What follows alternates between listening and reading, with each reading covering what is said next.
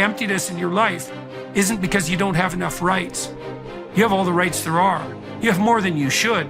And it isn't because you lack consumerist options. You have Amazon and pornography, man.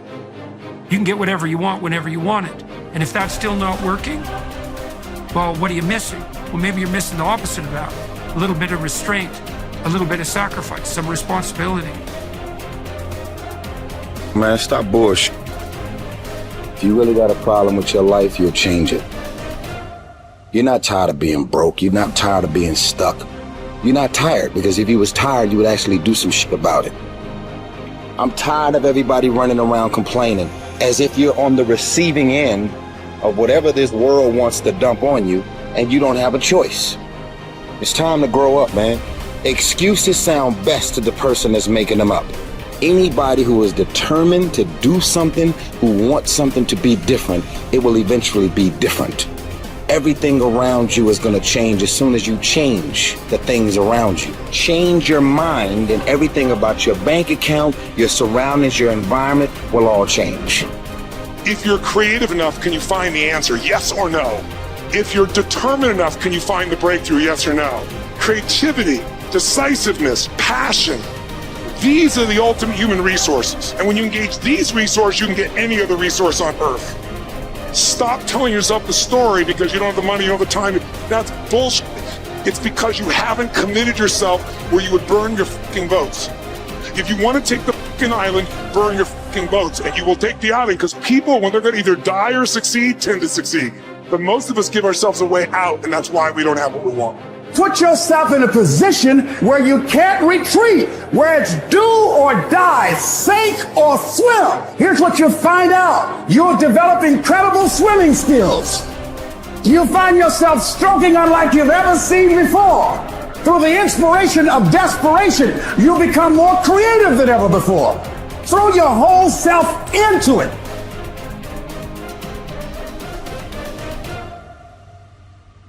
I'm talking about grit. I'm talking about endurance. Just having more stamina than they got.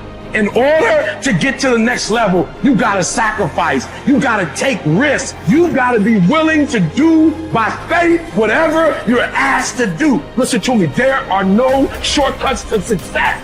There are no discounts to success. It's always sweat. It's always blood. It's always tears. You always have to give all to be the best. Yes, it's hard, but I ask for it, and I'll do whatever it takes to maintain it. It is not easy, but I'm not about to quit. I'm not about to give up.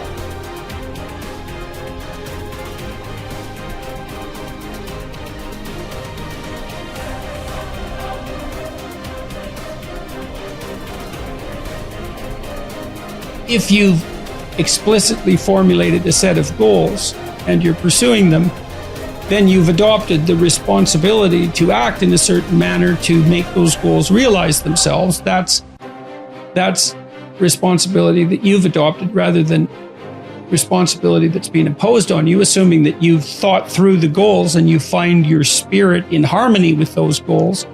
You can consult your resentment. I think that's a very useful step. If you find yourself angry and bitter about the things that you are responsible for doing, then that's an indication that you might be operating under some unhealthy compulsion, that you're rebelling, and that's the reason for the resentment against the insistence that you act in a certain way.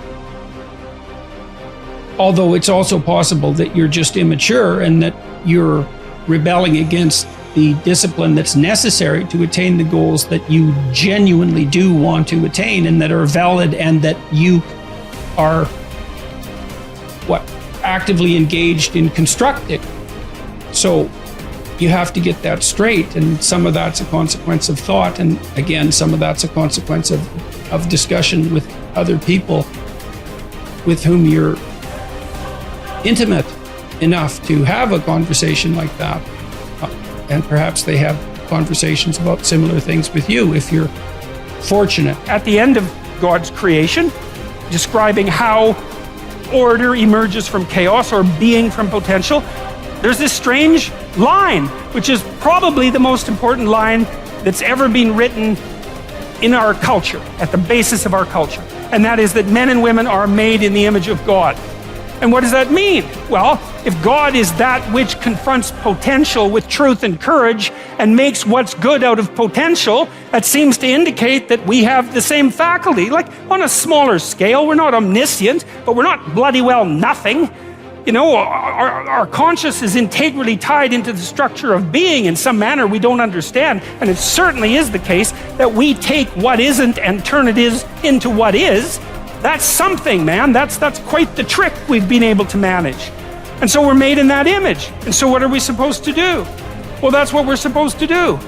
We're supposed to type our letters and make our phrases and construct our sentences and build our paragraphs and put our chapters together and make our books and communicate to people and straighten out the damn culture and constrain the malevolence and ignorance that besets each of us and push nature back and extend ourselves out into the unknown and confront the potential that's there in illimitable quantities and make the world better than it could be otherwise.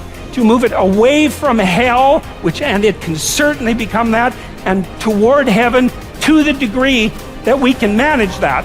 And that is a good enough goal. That's the thing. You need something, you know, because your life is tough. It's hard. You need something that, you know, you need something to get out of bed for and fight for. And that's something, right? To fight, let's say, against hell and for heaven. That's something to fight for. Just, you know, if you want to be convinced about this, like read a little bit about hell. Read the Gulag Archipelago, or read Ordinary Men, or read The Rape of Nanking, or read about what happened in Nazi Germany during Auschwitz and all the catastrophes of the 20th century, and see if you believe in hell, and see if you think, well, maybe not having that happen anymore would be a good idea. And then think about maybe that's something you could contribute to. And then it wouldn't have to happen anymore. And that would be a good thing, and God only knows what great things we could manage under such conditions. We're becoming incredibly technologically powerful. And what would it be like if we became equally wise? Well, that would really be something. God only knows what we could manage in the next 20 years or the next 100 years, you know? We're running at 40%, most of us, you know, because we're half in and half out. And it's not surprising because life is difficult. It's like, well, what if you were 90% in? Or 95% in, or all in, because you're all in anyways, right? It's a life and death game. No one gets out of this. Everyone dies. You might as well commit yourself. And you might as well commit yourself to the highest good that you can attain, because why not? It'll imbue your life with meaning. It's hard, the responsibility is there, but all the meaning's in the responsibility, and that'll make your life better. It'll make your family's life better. And it should make your culture better. Maybe it make the world better. It's like, that'll justify your damn miserable existence at 3 o'clock in the morning when you're wondering what the hell you're doing here. And that's a good thing, because there's going to be days when you're aching and tired and sore, and there's people in your family that are sick, and you're cynical and bitter, and you need a reason to get up, and you think, yeah, well, a little more heaven and a little less hell, maybe I can pull that off today and tomorrow and next week. And that's worth struggling forward for. A man who becomes conscious of the responsibility he bears toward a human being who affectionately waits for him, or to an unfinished work, will never be able to throw away his life. He knows the why for his existence and will be able to bear almost any how. By declaring that man is responsible and must actualize the potential meaning of his life. I wish to stress that the true meaning of life is to be discovered in the world rather than within man or his own psyche, as though it were a closed system. I have found this constitutive characteristic the self-transcendence of human existence. It denotes the fact that being human always points and is directed to something or someone other than oneself. Be it a meaning to fulfill or another human being to encounter, the more one forgets himself. By giving himself to a cause to serve or another person to love, the more human he is and the more he actualizes himself. What is called self-actualization is not an attainable aim at all, for the simple reason that the more one would strive for it, the more he would miss it. In other words, self-actualization is possible only as a side effect of self-transcendence. A human being is not one thing among others. Things determine each other, but man is ultimately self-determining what he becomes within the limits of endowment and environment. He has made out of himself. In the concentration camps, for example, in this living laboratory and on this testing ground, we watched and witnessed some of our comrades behave like swine, while others behaved like saints. Man has both potentialities within himself. Which one is actualized depends on decisions, but not on conditions. What is demanded of man is not, as some existential philosophers teach, to endure the meaninglessness of life, but rather to bear his incapacity to grasp its unconditional meaningfulness in rational terms. To be sure, man's search for meaning may arouse inner tension rather than inner equilibrium. However, precisely such tension is an indispensable prerequisite of mental health.